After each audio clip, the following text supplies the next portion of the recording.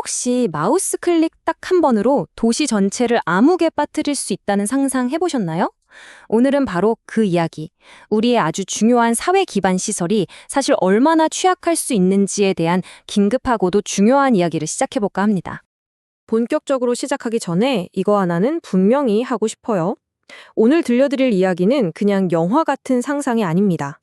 지금부터 보실 모든 시나리오는요, 미국 사이버 보안 및 인프라 보안국, 줄여서 시사라고 부르는 곳에서 실제 위협에 대비하려고 만든 공식 훈련 매뉴얼에 나오는 내용이에요. 그러니까 아주 공신력 있는 기관의 자료인 만큼 더 귀 기울여 들어주시면 좋겠습니다. 자, 이런 질문을 한번 던져볼게요. 우리가 매일 너무나 당연하게 쓰고 있는 전기, 그리고 깨끗한 물이 어느 날 갑자기 뚝 끊긴다면 어떨까요? 상상만 해도 정말 아찔하죠? 이런 상황이 어떻게 현실이 될 수 있는지, 그리고 이런 위협에 맞서서 우리가 어떻게 견뎌낼 힘을 기를 수 있는지 지금부터 저랑 같이 한 단계씩 따라가 보시죠. 첫 번째 이야기의 무대는 바로 거대한 수력 발전댐입니다. 웅장한 콘크리트 구조물 뒤에 숨겨진 우리 눈에는 보이지 않는 그 디지털 심장부에서 어떻게 위기가 시작되는지 아주 현실적인 모의 훈련 속으로 함께 들어가 보겠습니다. 우리는 댐 하면 그냥 거대한 벽이랑 막 쏟아지는 물줄기 이런 걸 떠올리잖아요. 근데 사실 요즘 댐은요, 아주 정교한 컴퓨터 시스템으로 움직여요.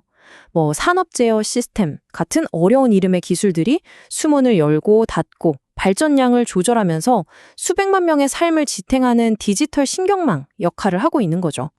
그리고 바로 이 디지털 심장부가 공격자들의 목표가 되는 겁니다. 자, 이제 비극의 서막을 여는 그 결정적인 순간으로 넘어가 보겠습니다. 놀랍게도 거대한 재앙은요, 종종 아주 사소하고 심지어는 선한 의도에서 비롯된 작은 행동 하나에서 시작될 수 있거든요. 이 타임라인을 한번 보세요. 사건이 터지기 열흘 전에 시사는 이미 제어 시스템을 노리는 나쁜 프로그램, 즉 멀웨어에 대해 경고를 했어요.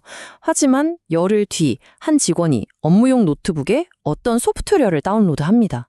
위험을 막을 수 있었던 결정적인 기회가 바로 이 순간 너무나 허무하게 사라져버린 거죠.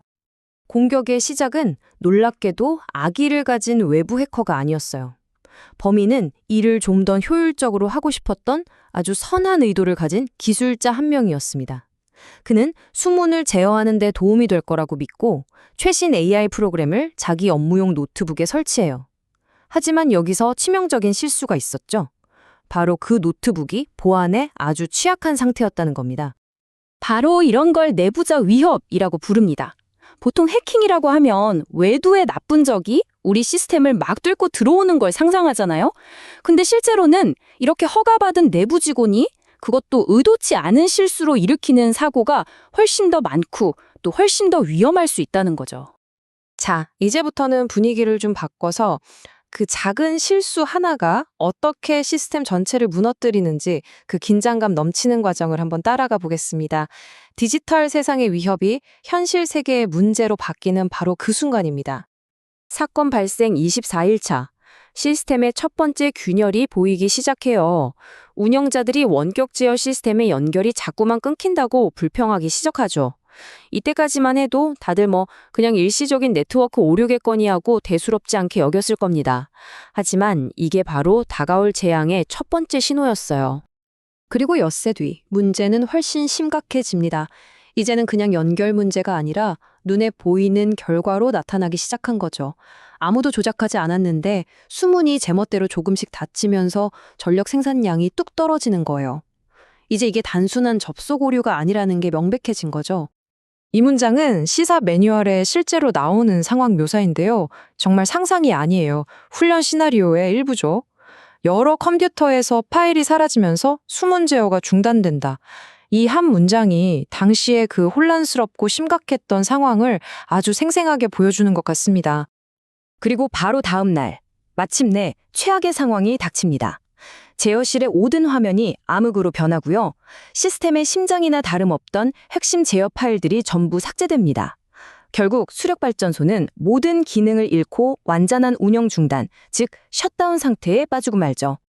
위기가 최고조에 달했습니다. 이제 이야기는 재앙 그 자체에서 이 재앙을 어떻게 수습하고 회복하는지에 대한 대응 과정으로 넘어갑니다. 무너진 시스템을 다시 일으켜 세우는 아주 복잡하고 힘든 과정이죠. 조사를 해보니 원인은 명확했어요. 바로 그 선의의 기술자가 다운로드했던 AI 프로그램 안에 악성 코드가 교묘하게 숨겨져 있었던 겁니다. 이 코드는 마치 벌레처럼 네트워크에 조용히 잠입해서 스스로를 복제하며 시스템 곳곳으로 퍼져나갔고요. 결정적인 순간에 핵심 파일들을 지워버리도록 프로그래밍 되어 있었던 거죠. 이런 비상 상황에서는 우왕좌왕하면 안 되겠죠? 딱 정해진 절차에 따라 체계적으로 움직여야 합니다. 먼저 공식적으로 이게 사이버 사고라는 걸 선포하고요. 그 다음엔 안전하게 보관해둔 백업 데이터로 시스템 복원을 시도해야죠. 동시에 공격의 증거가 될 데이터들을 잘 보존하고 시사나 FBI 같은 전문 기관에 알려서 함께 해결해 나가야 합니다. 위기 상황에서는 정보 공유가 생명줄이나 마찬가지거든요. 하지만 아무에게나 모든 정보를 다 알려줄 순 없잖아요? 바로 이럴 때 쓰는 규칙이 신호등 프로토콜이라는 거예요. 정보의 민감도를 신호등 색깔로 딱 표시해서 누가 어디까지 이 정보를 공유할 수 있는지 명확하게 정해주는 시스템입니다. 예를 들어서 TLP 클리어, 즉 백색 등급 정보는 언론을 포함해서 누구나 알 수 있는 내용이고요. 반면에 TLP 레드, 적색 등급은 그 정보를 받은 사람 말고는 절대로 외부에 유출해서는 안 되는 최고 수준의 비밀 정보를 뜻해요. 이걸 통해 혼란 없이 아주 체계적인 소통이 가능해지는 거죠. 자, 이제 가장 중요한 부분입니다.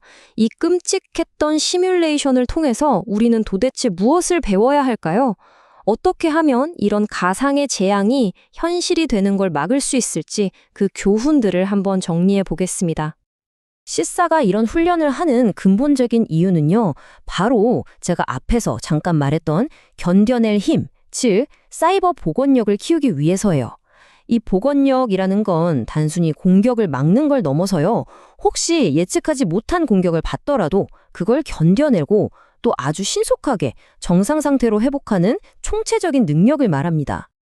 그럼 이 복원력 어떻게 키울 수 있을까요? 매뉴얼에서는 몇 가지 핵심 전략을 지시하는데요. 예를 들면 외부와 내부 네트워크를 철저히 분리하고 시스템에서 불필요한 기능은 아예 꺼두는 거죠. 당연히 허가되지 않은 소프트웨어 다운로드는 막아야 하고요. 근데 이런 모든 기술적인 조치보다 어쩌면 더 중요한 게 있어요. 바로 이 모든 시스템을 운영하는 사람, 즉 직원에 대한 꾸준한 보안 교육입니다. 에이, 설마 이게 진짜 현실에서 일어나겠어? 하고 생각하신다면 이 숫자를 한번 보세요. 7천만 달러. 우리 돈으로 약 960억 원입니다. 이건 상상이 아니라 실제로 한 수력 발전 회사가 랜섬웨어 공격을 받고 입은 피해액이에요. 960억 원. 이 어마어마한 금액이 사이버 보안은 더 이상 선택이 아니라 생존의 문제라는 걸 똑똑히 보여주고 있죠. 오늘 이야기를 마무리하면서 이 질문을 던지고 싶습니다. 우리의 삶은 점점 더 편리해지고 모든 것이 연결되고 있습니다. 그런데 과연 우리의 안전장치, 이 디지털 방패도 그 발전 속도를 제대로 따라가고 있는 걸까요? 이건 우리 모두가 함께 진지하게 고민해 봐야 할 문제입니다. 오늘 분석이 사이버 보안의 중요성을 이해하는데 조금이나마 도움이 되셨기를 바랍니다. 유익하셨다면 구독과 좋아요를 통해 저희 채널을 응원해 주세요. 여러분의 작은 클릭 하나가 저희가 더 좋은 콘텐츠를 만드는데 정말 큰 힘이 됩니다. 감사합니다.